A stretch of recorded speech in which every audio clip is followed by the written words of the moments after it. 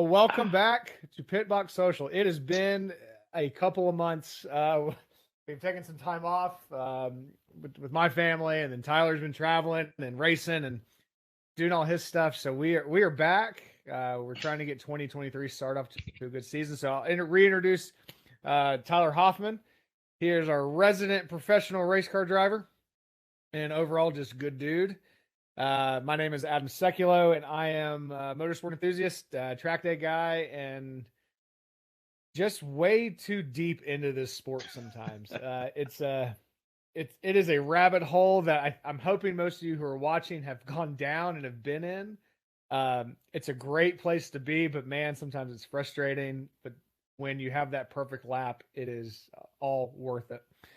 So 2022, we finished out. I think we all had a good season. Tyler, give us a recap of your 2022 racing real quick, just a minute. And then we're going to jump into our first topic here after you've done that. Yeah, so it's good to be back. So what we first recorded in 2021, if I recall correctly. So it's been a year and a half. I think it was August of 21. So a lot longer than I thought. Yeah, no kidding. I actually happened to pull it up, and I was looking at the dates last night, and I was like, wow, it's been a year and a half. And it doesn't seem like that long ago, but nonetheless, it's good to be back online. But yeah, so last year was great. We did our first full season at IMSA. We ran in Lamborghini Super Trofeo Series and finished the year off with a third in the championship. We won our first race, got a second, got a third, and then took second and fourth at the World Finals. So we had a really great showing there. Wesley Slint, my co-driver, the young gun, did a great job with the car. And then we did some WRL, and then worked a lot with some guys in Trans Am and getting them up to speed as they switch over from the TA2 cars into GT cars. And I've got some TA2 guys as well. So it's been 2022 was a great year. A lot of great track days with a lot of organizations, a lot of good testing, a lot of great racing. And 2023 looks to be the same, if not better. I think honestly, it's better already, but looking good. Well, that's great to hear. And I mean, and that's pretty terrible that I thought we were filming last year, and we actually didn't film at all last year, but that's okay. We've been very busy, and that's a year of getting ready. A year of prep. So we should have a podcast that is incredible, but we will see how it turns out. And we hope that y'all enjoy some of this banter and just us going back and forth. But one of the topics, and the reason why I wanted to start with some race results and kind of how Tyler was doing through his 2022 season, was to talk about off season. And it was funny when we were kind of prepping for this show, and Tyler made this. He's like, "What off season? Is there actually an off season in racing, or even just general track day driving?"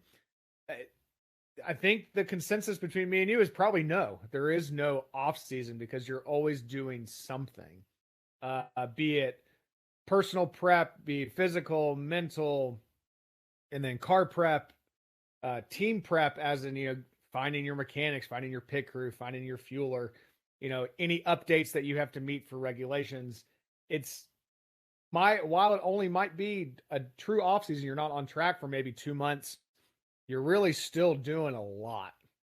So I think I want to start with maybe personally what you should be looking at during an off season. And Tyler, dealing with multiple clients, and you're not off during.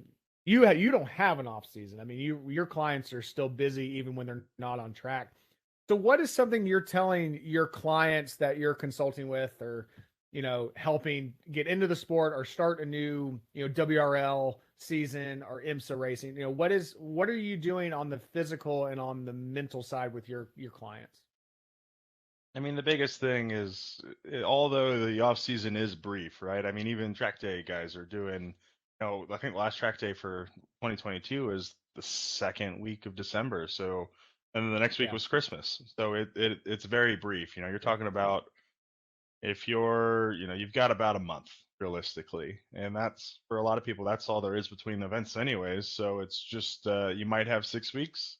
So you might have another week or two, and then that's sucked up by family and the holidays and everything else. But to answer your question, I mean, it's to make sure it's an opportunity to realign with your goals. So if you had a goal of competing in this series and this championship, and you hit your goals or you didn't hit your goals, hopefully, you've got somebody working with you or somebody helping you realize, or hopefully, if not, you realize why you didn't reach those goals and what you could do better. And if you did reach your goals and what you're going to do to grow for the next year. So that's really what I think the off season's, important to do and to capitalize on, is repositioning yourself to be successful for that next year and to continue to have a target and a direction that you're going to go. Because if you're going out and, if you're doing track days and you're going out on track with no goals, it's typically not ideal. It's a recipe that I don't want to say for disaster, but it's good to go out with goals and objectives. And ultimately, if the off season is just good to not only get the car ready and get everything ready to go, even if it's the same car you've ran every year.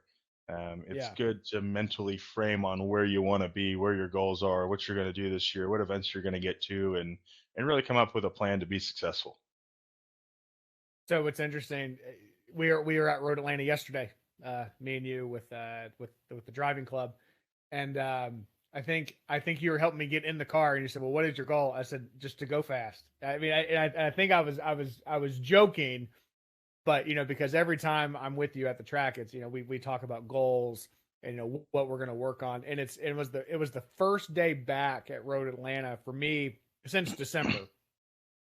Wow, it's only 2 months, but still it was a nice reminder, even though I gave you kind of a smart ass answer. Yeah, a little bit. But it was still a good reminder to be like, oh yeah, like what am I working on? Why am I in the car? Why are we here? Why are we doing it? So I think that's a great that's just a great thing to be like, why are you doing this? Like, are you doing it to meet a lap time? Are you trying to figure out turn one? Whatever it is, are you trying to meet that goal? And I think it helps give a lot of perspective, when you're doing it. But it's funny you mentioned really the off season for someone like me, at least, doing more track days and not doing the full on wheel to wheel racing.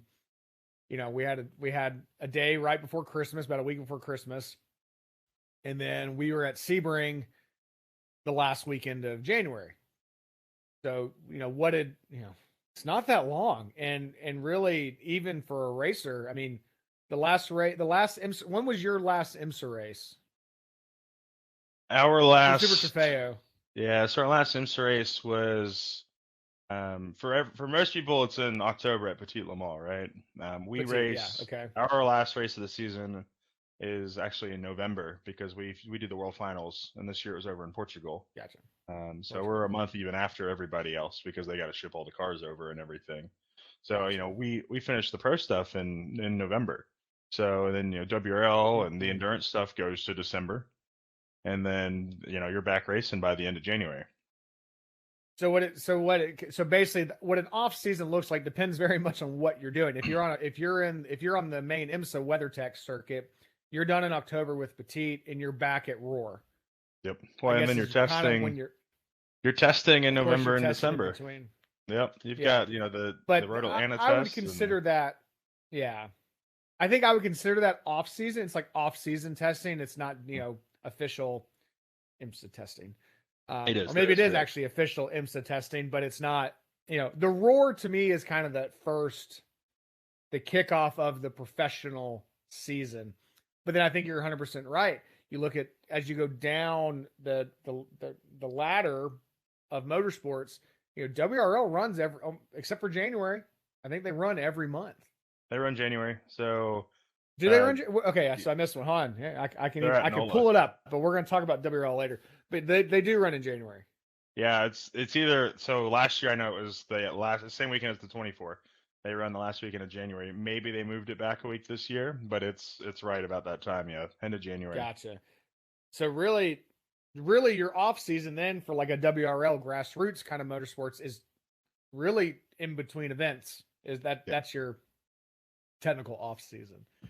Well, that's interesting. So basically goals, during your off season, because what is an off season?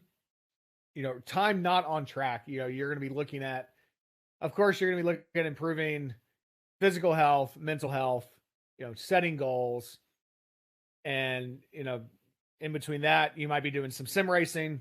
You might be doing, just some, basic data review with your coach or with just yourself, learning how to do it yourself. And maybe just getting mentally prepared for that next time you're on track. What are your goals? So it seems always setting a goal and moving forward. We don't want to be stagnant. We've talked about being stagnant multiple times personally, but then also on the podcast. I think last year we talked about, stagnation is not great. No, it's the enemy in life, and the off season is a great time to, like as you touched on there, mentally, physically, spiritually, whatever you're into, it's a good time to just recoup, get the body ready to go again for 2023 because, me, the two of us, and then our friend John Bystander, we the last 2 years, first time we haven't done it in a couple of years, but the first quarter of the year we always did the weight loss competition, right? And it was a good way to get motivated and stay accountable. But it's there is so much travel and there's so much going on throughout the year that it's an opportunity to really be disciplined and set the groundwork towards your goals and get you started on the process to carry you through the year. I know when I'm home in the month of January, and even I try to get started in December, but really through the month of January and February, I like to, we all we do is eat at home. We work out once or twice a day, and just being really, really definitive and being very disciplined towards our goals and our fitness. And I've got 2 trainers, and I take everything very seriously. Spend a couple hours on the week each week on the simulator, getting that going, and just staying current, getting ready for the year. I think I think all that in that pre-event prep. We could maybe even call this pre-event prep is really maybe what this should be called instead of an off season. But pre-event prep I think is so vital. And I think we've touched on the personal side a ton. I want to talk now kind of going more towards the car and the team. So setting up for, so in between events, I'm just gonna call it in between events. So in between events, you're overlooking the car of course, consumables being, tires you're probably going to change in a race series. You're on fresh tires, pretty much every day. But brakes and then fluids, of course. What's the process? I know the process from an HPDE standpoint, every few events I'm changing my oil, changing the diff fluid, changing brake fluid. Tires last me probably, 2 or 3 days. And then brakes are lasting probably 3 or 4 events. So that, call it 8 days. But on the race side, is it different, the same? What's it like on that side of it? Because I guess some people might not know that coming from like a high performance driving experience and then maybe wanting to transition into racing. Is it that different on the consumable side? In a sense, no, it's not. And the way that we just go about it is on the racing side, you just count hours. So if you like, it all matches up exactly with what you said, right? So if you're talking about 8 days on, say that's about 20 hours on the car, or 24 hours on the car. That's just what we're going to do, at least for the endurance stuff. That's what we're going to do in a weekend on the car. Yeah. So it's the same idea. It's just everything's very, very congested into one weekend. Yeah.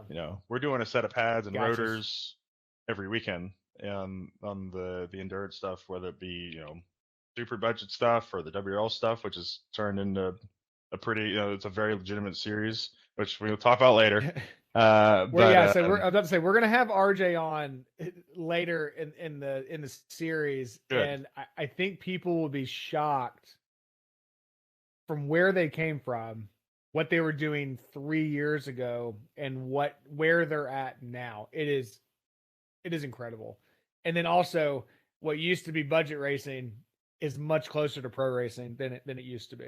WRL's got one of the best shows out there. It's now a spectator race. It's legit. It's a ticketed event at some of the venues. I'm excited to have RJ on because him and Courage has done such a great job with that series. I remember the series. I first ran in WRL in like 2015 or 16, and like they've completely. You just look at the cars. It's a mini GS field.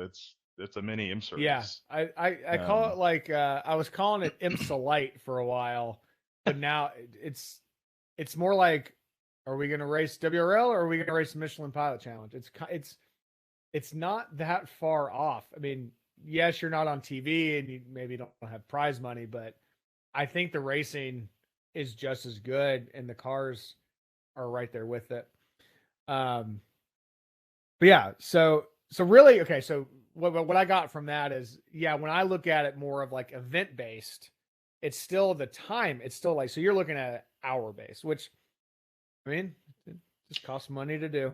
It does, yeah. Okay. And so, it's a set of breaks a weekend. It comes down tires. It comes down to how competitive you really want to be. So, WRL, these two going together well. So, like, if you years ago in 2020, right, when they first took over, when RJ and Kurt first took over, it was, if you wanted to be competitive, you had to run new tires each day.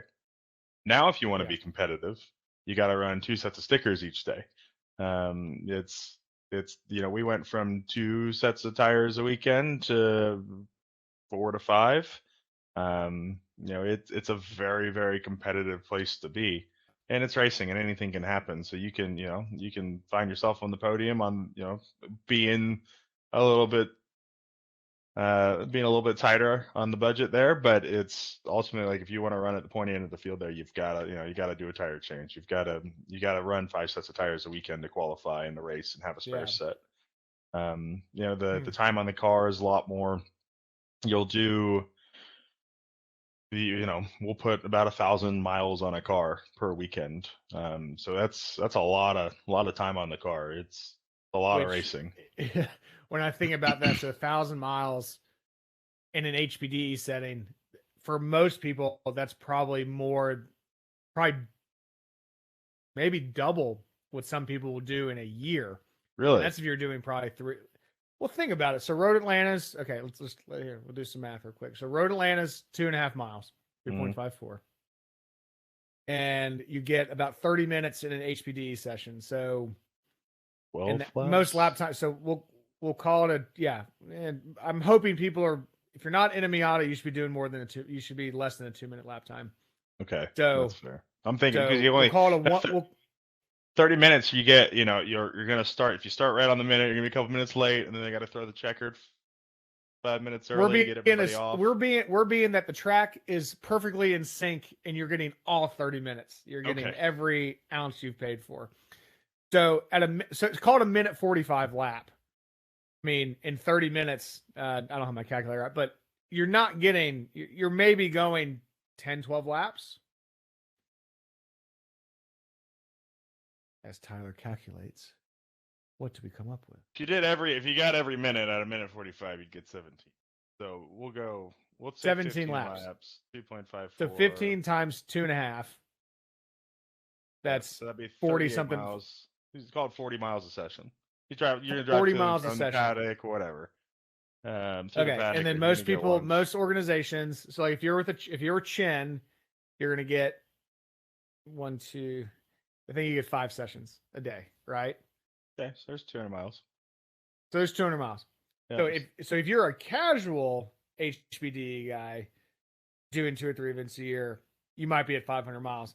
But if you're doing a lot, and this is just at Road Atlanta, 1,000 miles could be doable. But you're doing that, so you're basically taking an entire HBD week schedule for somebody and compacting it into 2 days or 2.5 days with qualifying. And that's incredible. I mean, it tells you. So if you know how much you're spending on your track day hobby, and you're thinking about going racing, take that in consideration, that your entire year is in one weekend. And we'll talk more about budgeting for these endurance style races and stuff. But that gives you some perspective on how much it costs. And to kind of roll into that, we were chatting yesterday at Driving Club with one of the members. His name is Jim, and he has a podcast coming out that I think we're going to be on, and he's going to be on here as well. And he was like, "It's so expensive." Yeah, it's an expensive hobby, but golf's expensive too. It's just you only have to buy 1 set of golf clubs, and then as long as you don't lose balls, you don't have to buy new balls. I mean, that's there is some equivalent there. Yeah, where you break through all your golf clubs in the woods, and it happens. Yeah, I mean it's an expensive sport, but it's everything's expensive, so it's just you find what you love. Nothing's cheap anymore, which is okay. Well, that's funny. So, like I said, we've been to Sebring. We went to Sebring in early January. You just raced at Trans Am in Sebring, and what happened? What happened, Tyler? So I was coaching a couple guys down there. I was working with some gentlemen, getting them up to speed, and there are some guys that have switched over to new cars. But one of the gentlemen, unfortunately, he just got over bronchitis, or thought he did, and it turns out he was not over it, and he didn't get any sleep Friday night, and he showed up to the track Saturday morning, not looking great, and he said I'm getting out of here. We're done. He's like, go put your name on. If you want to run the car, run the car. So he graciously let me drive his car. So I got to actually do the Trans Am race and surprisingly make my debut in the series. And it was a good weekend. The car ran great. The boys did a good job. Took the win. So it was nice. He took the big old W. It was a great race. I tried watching it on the stream. Unfortunately, if you're not in a Trans Am car, they don't give you a lot of TV time. But it was fun watching on Race Hero. You go through the field, and it was a lot of fun. So Tyler made his debut and won his first race, and hopefully we'll see you in more Trans Am races. Fingers crossed. That's the plan. I don't want to. Not going to announce anything at the moment. That'll come later. But yeah, we're going to. There's talks of me being in a car for Road Atlanta next month. So that's great. Good. Yeah, and for y'all in the Southeast, y'all need to look at Road Atlanta's schedule. It is awesome this year. It is absolutely jammed. I think we had WRL GTO racing, which was their first spectator event. Which how many cars did y'all have for that? It was 30-ish, 30, 40 cars. Yeah, like I was saying, 30-ish cars. But good racing, and then we got the Speed Tour coming up. Again, go to roadatlanta.com to look at the dates. But Speed Tour's coming up. Drift is coming back, and they've expanded their schedule for Drift. If you're into that. I've never been to a Drift event at Road Atlanta because it's at night and I have kids, but I've heard that it is an absolute blast. So if you're in the Southeast and want to do something, apparently Drift is awesome. And then Midi is coming up, which HSR Midi, which if y'all haven't been to the Midi, is my favorite event. And it's tough because I love Petite, but the Midi is such a fun event. Full access to the paddock, historic race cars, and people still driving them. They're not museum pieces. They're being driven how they're supposed to. Hell yeah. And to be honest, the racing is not, they don't go elbows out. They're not trying to break anything, but it can be very tight, which is very cool to see, especially in some of the old, DP cars and some of these, cars that, were racing before you were born and worth way more than your house. They're out there just, kind of tearing it up, which is awesome. So the Midi's coming up. And then I think there's another WRL comes back to Road Atlanta for their second event, and that's for the GTP classes. And then PCA is coming in April. April is a great month for Road Atlanta. It's just a ton of stuff. The weather's perfect, and it's everything and everyone tries to get here during April. So track season is here. So no matter what you're into, if you're doing HPDEs, if you're doing racing, we're in full swing in the South at least. Maybe up north, maybe not so much. My guess is Road America probably still covered in snow. That's where they actually get an off season. If you live in the north, you actually get an off season. Yeah. Or you just come down south. We do not. Yeah. And we know a lot of people that they will ship cars down come November. They ship the cars down south for basically hitting Road Atlanta, Barber, Sebring, and then they leave the cars here until probably March, and then they ship them back up. So they try to extend their season by moving the car. But Sebring, I'm trying to remember if there's anything new at Sebring that we noticed, and probably not, because Sebring doesn't like to change. No, Cowpokes is still good. Blue Lagoon's still good. It's the same old. Food. Yeah, it's Yes. the couple spots around town. We did try. It was Nutmeg's Cafe, what we had. Yes. And that was If you a like great Cuban Cuban. sandwiches, Oof. uh, Doesn't help that I'm but hungry, we've but now I found could a go for a Cuban restaurant. Cuban. We have found a Cuban restaurant here in near Brazelton that makes a pretty mean sandwich too. What's the name of that So place? thank you, Mike Cobb, for Cobb. Michael Cobb has suggested that one at both places, man. and they've been great. He's about his Cubans, huh? Yeah, that's 2 for 2 on Cubans with Mike. Well done. Yeah, he likes his sandwiches. He likes his sandwiches. It's just good eating. And then Road Atlanta, nothing really new. They tried to tell us that there was a new light on the bridge cresting from 10B over to 12 as a caution light. Fortunately, we didn't have to use it yesterday, so maybe that's why I didn't see it.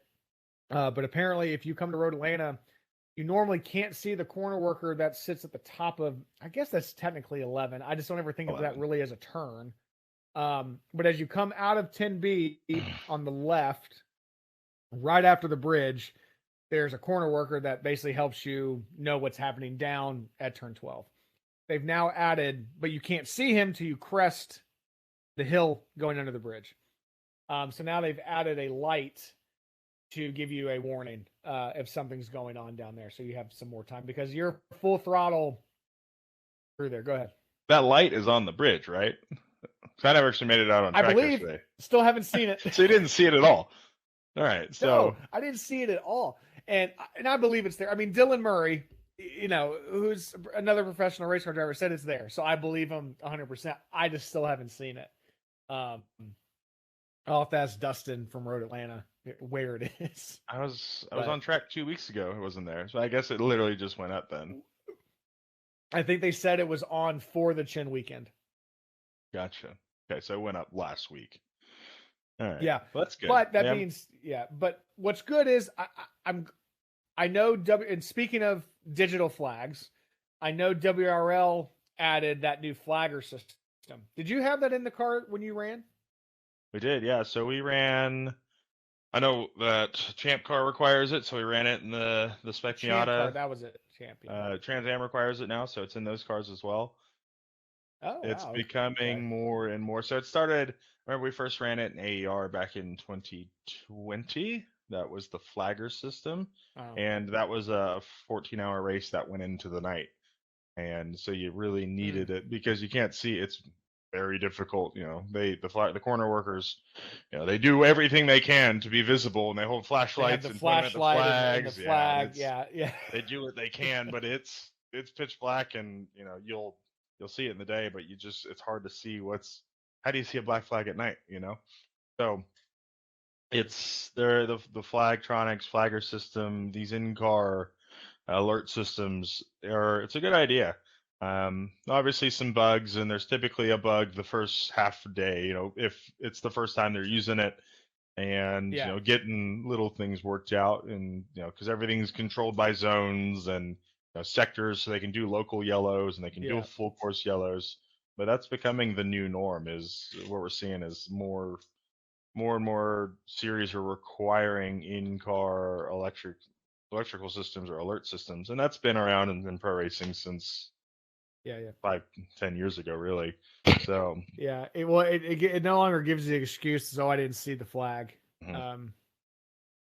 I'm not gonna think that was that AER where all that stuff happened, where the guy missed the flag for like 2 or 3 laps.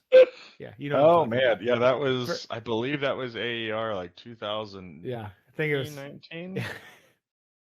I'll put a link in the description if anyone wants to. If you know, you know. If you know, you know. But I'll make if you want to know, I'll put a link in the description. That guy's actually we know that guy pretty well, but I think he took it okay. But he got made fun of a lot. I'm sure, yeah. I'm sure he laughs about it now. But nothing. but really nothing. No track updates to Road Atlanta, which is good because I know they made it. Well, not good, but they made a lot of updates for Petite last year. They added some new concrete patches, some new asphalt, some kind of like a tackum that made 6 and 7 really sticky and 12 really sticky, and 10A really nice. But other than that, I think the tracks have stayed pretty much the same. I'm just taking a look at my notes here. Is there still a rumor of a repave? That's what I keep hearing. I mean, when we started the driving club back in 2017, 2018, they were telling us 5 years. So look at past that now. We're right on it. We're past the 5-year mark.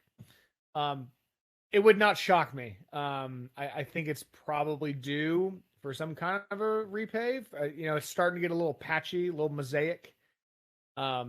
Between 12. If you look at just turn 12 by itself, I mean, it's concrete, asphalt, concrete, asphalt. I mean, it's you kind of skip around through 12, and then even the S's now. They've done a lot of drainage improvements at Road Atlanta, which have been very nice because now the water actually gets off the track. Because it used to be if we had a heavy rain, one was flooded, the S's were flooded.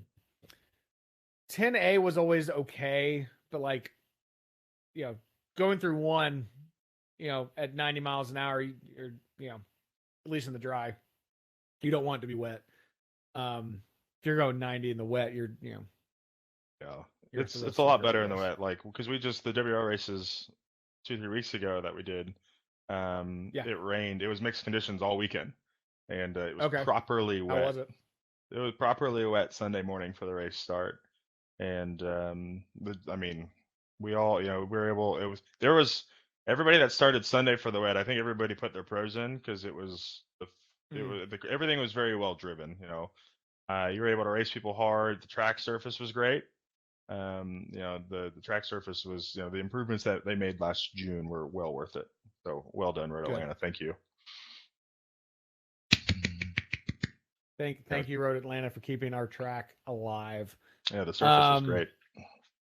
Yeah. It was wet, but it was great. So kind of coming up, I'm trying to think coming up. I know I'm trying to get to VIR in the next few months. Probably, Road Atlanta, VIR, Sebring are my favorite that I've been to.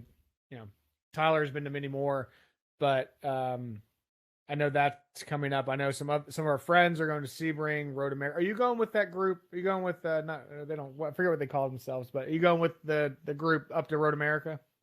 The Chuckleheads? The Chuckleheads. The infamous Chuckleheads with the trophy and the belt? Yes, the Chuckleheads. Yeah, so I'll be going to Road America with them for the David Murray days in August. That's not till later. Which VIR days are you talking about? Are you talking about the April days? No, not the April days. Later than that. Probably more, probably September.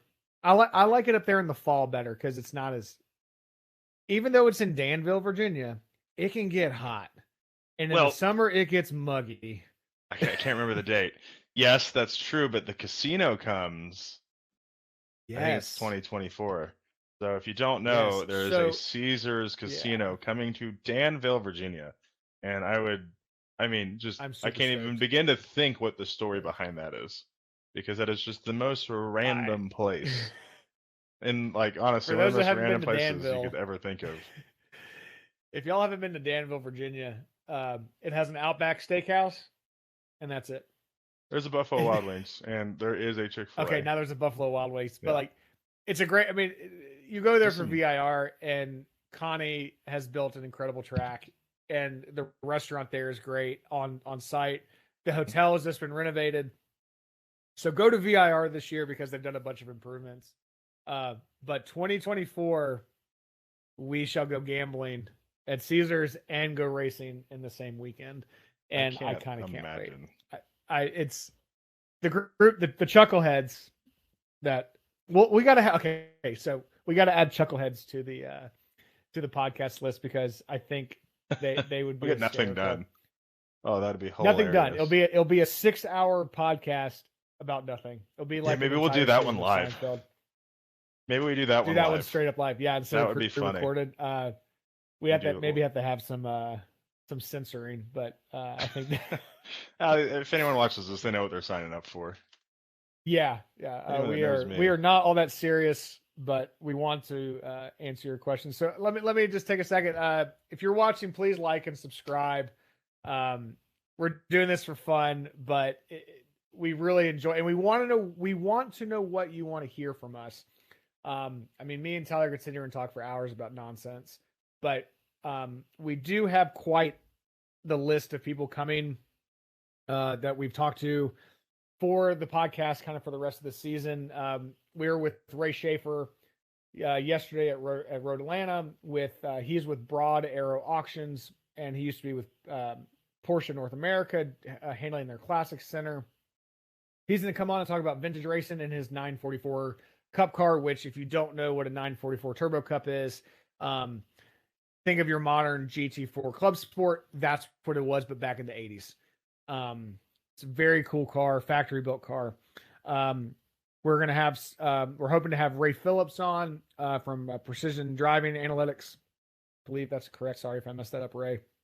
But we want him to come in and talk about some data, the systems, and maybe some basics on how to use it. Like we've said, RJ Till and Kurt Swearingen from WRL and ACI Motorsports to come in and talk about grassroots motorsports, SRO, Carrera Cup. Ran into Andrew Davis yesterday. If you don't know who Andrew Davis is, he's lived in Atlanta. He's lived in the Atlanta area his entire life. He's from Athens, but he has been racing his whole life, and he is a Road Atlanta veteran. He was here when the Dip was here. He worked for Panos Racing, worked for Barber Racing. Now he's in a 911 GT3R. I can't think of the team right now, but he's racing GTD Pro. Ron Zappendorf from Discovery Parts. If you don't know Ron, I don't know how you're in the sport. I think he has made all of us at one point more knowledgeable and safer on track. If you do drivers meetings and you want to liven up your driver meeting a little bit, let Ron come on and give away some stuff, because everybody has a great time. Need some useless trivia? Ron's your guy. Yeah. Ron has a lot of trivia, and just him and Shawnee are legends in the paddock. It's been a pleasure knowing them for the past decade and a half. But that's kind of who we have right now. And then we're going to get the Chuckleheads on. Like I said, that'll be interesting, but we're going to try. And then I want to wrap up this episode with the Daytona 24-hour race. It is the kickoff. It's the kickoff. The Rolex 24 is the kickoff to the racing season. It's before F1. It is the kickoff to motorsport racing. The results, I'm pretty sure Meyershank Racing won with their Acura in the GTP class. I think followed closely by Wayne Taylor Racing. I will pull up the results so that we can actually look at them real quick. Yeah, so GTP, we had, Meyershank Racing, Wayne Taylor Racing, and then Cadillac in the top 3 for GTP. And then LMP2 was Orica and CrowdStrike and AF Corsa. Our friend Eric Lux, we need to have Eric Lux on. Eric, if you're listening, we need to have you on. They had a strong finish in 6th. He'll be back for more. And then let's see, LMP3. We're going to keep going. So who won GTD? Oh, Aston Martin won for GTD. And then GTD. Okay, now this is interesting. I did not know this, Tyler. Did you know that the GTD guy beat out the GTD Pro? Yeah, we're not supposed to talk about that, though, because it's GTD Pro. I did not know that. I did not realize that. Okay. Not breaking news, but breaking news to me that the GTD guys beat out the GTD Pro guys. I mean, it happens. Now is an AMG. It does happen. I mean, the GTD Pro versus GTD lineup is going to be very, very similar. They're all paid pros. They're in the same car, so if you bobble have an issue with the car, bobble a pit stop or whatever. I mean, it's such slim margins there. Like we saw 2 years ago at the 24, where it came down to the last lap, the last half of a lap going into the bus stop to see who was going to win GTD Pro. I mean, GTD, it's the same car. And what a finish to that race in 2022. I'll put a link for you, a YouTube video for that as well, because it was awesome if you didn't catch that. And then this year, I believe LP2 came down to the final lap, and I think it was the closest class finish in Daytona history. It was 0.01 of a second. Yeah, it was right at the stripe. So I'll put a link in the description as that for YouTube as well for and I'll put this, I'll put links for people listening as well to be able to see this. But I mean, came down to the on the banking crossing start finish. The guy made a move. I mean, it was incredible. It was a great finish. The new class for this year, which everyone's talking about, is GTP / Le Mans prototype racing. And who do you have in there? We have Porsche, BMW, Acura, Cadillac. Is that it? I think we're forgetting one. It. Yeah, I mean BMW, Porsche. If we're missing one, sorry, you didn't have a storyline. I think there's one more coming. Is what it is. It wasn't at Daytona. I can't remember who it is. Oh, well, Ellen on the Le Mans prototype, Ferrari and WEC Ferrari's there, and so is one other. Doesn't matter. But on the Daytona side, we had BMW, Porsche, Cadillac, and Acura. Yeah. Again, Acura came out on top. But what's so interesting about those cars, I was reading an article. So they're all different. The Acuras are different from the Cadillacs. The chassis, they can pick from 3 different chassis, but then the exteriors can be within the rules. But they all did things very differently to one another. If you want a really in-depth view, racer.com did a huge series of videos on all the differences between the cars. But they just look awesome.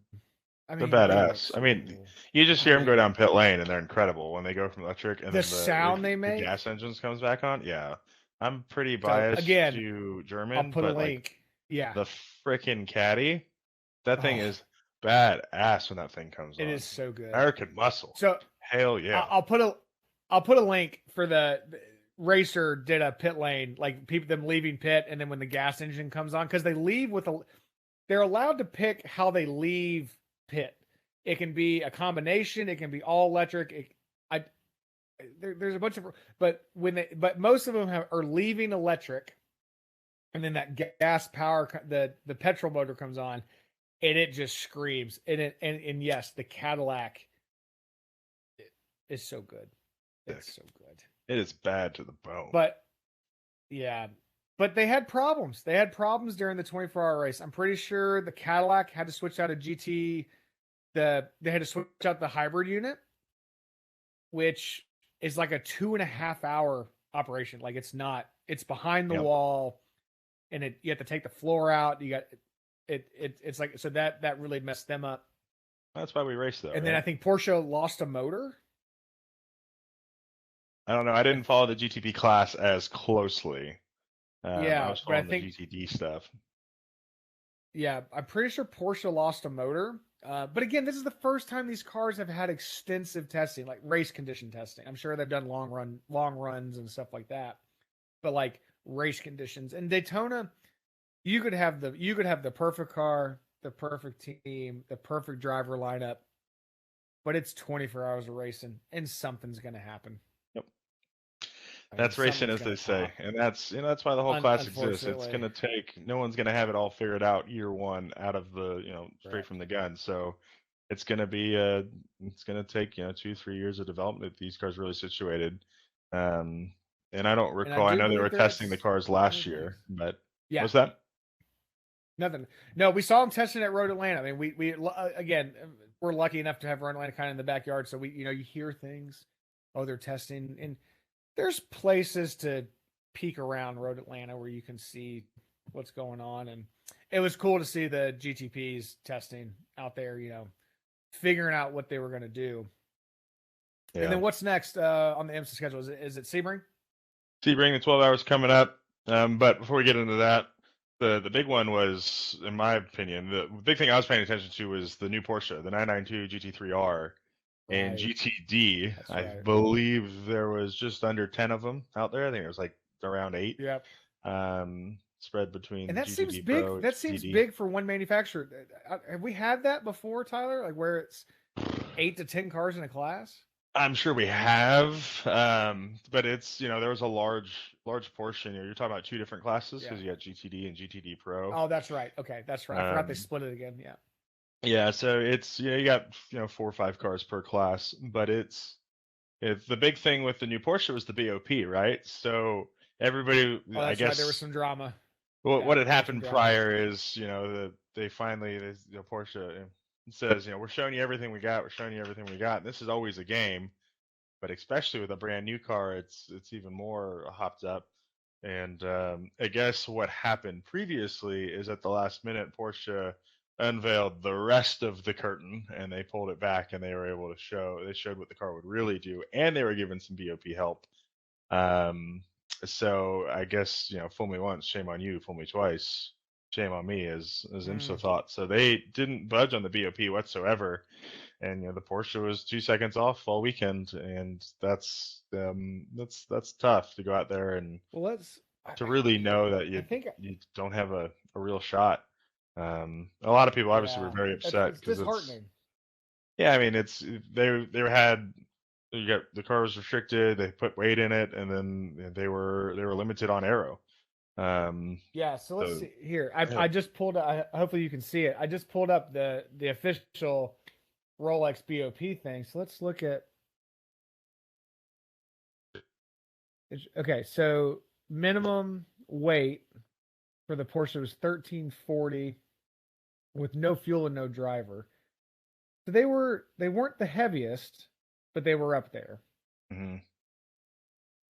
But two restrictors. Yeah, I mean they've got that thing choked down just like they do in the GT4 car, and everything's going to have some form of a restrictor on it. But it's, I mean, the biggest thing is just with a brand new car, you don't know, and you don't know until you show up at the track. But the real question is, you pointed out the wing angle. The minimum wing angle was what, 6 degrees? So I'm so sure the Lamborghini, is plus, so the biggest one, so +6. The Porsche is plus 5.7. Okay. But Mercedes and BMW are allowed to run a negative minimum angle. Okay, that's interesting. So I wonder, I mean, obviously Daytona, if you're going to be limited on top speed, Daytona is going to show more than anything. So I wonder if this is going to be, I wonder if if they BOP'd the car, and obviously something's going to change at some point. Maybe I shouldn't say obviously, but at some point, likely something will change. But I wonder if this is a Daytona issue, or if this will be, how much of an issue this will be all year. That's a good point. So what normally happens, so you've got 9 cars, I think is what it was, between the two classes. Yeah. You're talking about, you got 20, 30 drivers, all driving that car. You got 4 guys. And like, if, you're collectively trying to BOP, hold back and testing and trying to get the BOP to go in your favor, then you kind of, typically somebody, is going to go too far and they want to be the fastest, and egos run high in racing. But it's, no way, there's no egos in racing, Tyler. Not at all. Zero. But so somebody, you're not going to get 20, 30 guys or girls, 20, 30 people to all run together and run the pace, and like, all right, this is the time we're going to do. So it showed, to me, it was quite apparent in testing that the car was off on lap times. You could see him getting walked. Oh, the in car was bad. So I wonder, if it's going to be okay. We have friends that race. Me and you both have friends that race in that, and you're like, oh, you feel bad. I mean, you do feel bad. That's a painful weekend. To show up to the track and know you have no shot is, it's disheartening. And you can't ever, as a racer, you can't think like that. You got to believe that you got to make lemonade. You got to believe that there's a chance that you never know, and something could happen, and maybe you could slide into the top. You could finish in a points position and get some points, because that's ultimately what it's after. If it's maybe it's more reliable than the others. I mean, that's really, you're working on. Maybe they were limited on fuel, so they couldn't go. I don't know what their fuel run time was. I saw that too in the document. I mean, they had the smallest fuel capacity. Yeah, so their fuel burn is going to be a little less. Are they set up for failure? A little bit, yeah. Because I think obviously there's a bit of a grudge from a previous situation that they probably now have felt that they leveled the field with. So maybe when the .2 comes out, this won't happen again. But I think it is a fool me once, shame on you; fool me twice, shame on me perspective from IMSA on that one. I can definitely see IMSA being like that, and fairly. I mean, it's not. I don't see it being. I get it. What's interesting too is, so most of the time when a new car comes out, you'll see a lot of teams. You'll see people rush to the new car, right? If you're not a factory supported team, or if you're not getting a lot, then you're not really. If no one's loyal to you, typically these teams aren't going to be loyal to them, or you're going to follow the BOP. We see that a lot more in the GT4 class. But it's, everybody ran to the new car. In this instance, you were better off being in a Mercedes or an Acura or a car that's been around. And typically as the cutting edge and these GT cars keep getting faster and faster, you want to be in the new stuff. You want the new technology and the new equipment. But Porsche, unfortunately, they got the short end of the stick for Daytona. But hopefully that'll change. I'm a big Porsche fan, obviously.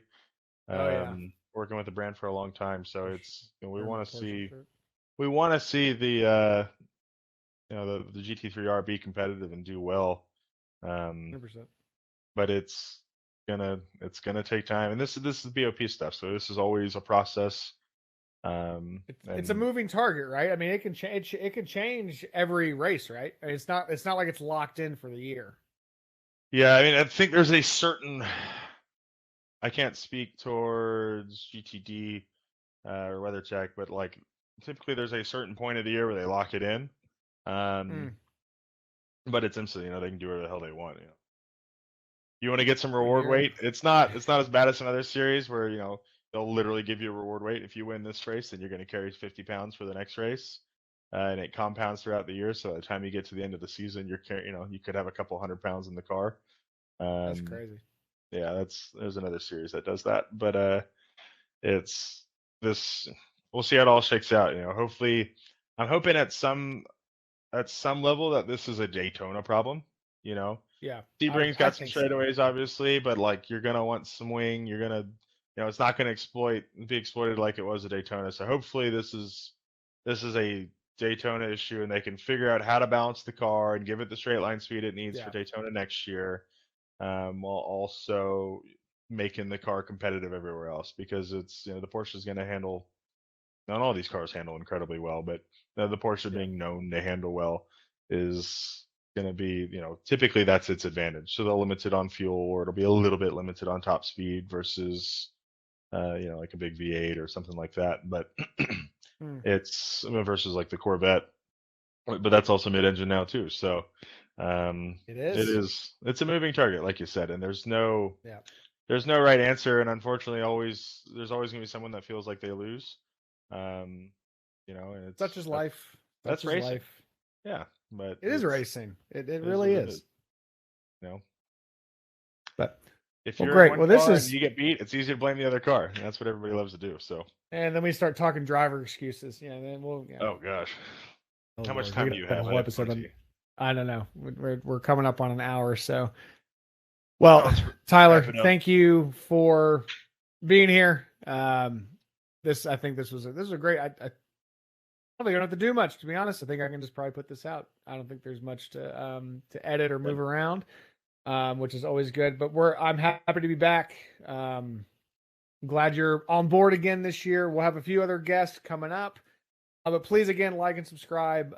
Let us know what you want to hear. If you want to hear us just banter back and forth, we'll do that for an hour every once in a while and have at it. But like I said, we have some guests lined up. And if any topics you want us to cover, we will try our best to become non-experts, but sound like we are. Again, this is Pitbox Social. I'm Adam. Find Instagram, Adam_Pitbox Social. Tyler, you're on Instagram at what? Yeah, you can find me at T-Hoff Racing, and we'll work on getting this on Apple, get it on Spotify, so you can listen to it on the go. For now, we'll be on YouTube, but we're going to get it on some more platforms and get it out there to you guys. So thanks for listening. Get that covered, and also follow Kingpin Yes, Kingpin. Yeah. Follow the team and follow Kingpin Racing, and we're on Facebook, Instagram. You can find me on Twitter. I don't really use it much, but yeah, Facebook, Instagram's the way to go. Twitter. I don't twat much, so. Oh, we have to edit that out. We we can say that on YouTube. They might cancel us for that. You don't tweet. That's tweet. Okay. It's past tense tweet is twat. So this is true. It is in the English language. But with that, follow us on Pitbox Social on Instagram, Facebook. We're mostly active on Instagram. And if you want to come hang out at Road Atlanta, let me know. We'll make something work. Just message us, and we'll see what we can make work. All right, guys. Till next time. I'm Adam. That's Tyler, and we'll talk to you soon. Peace.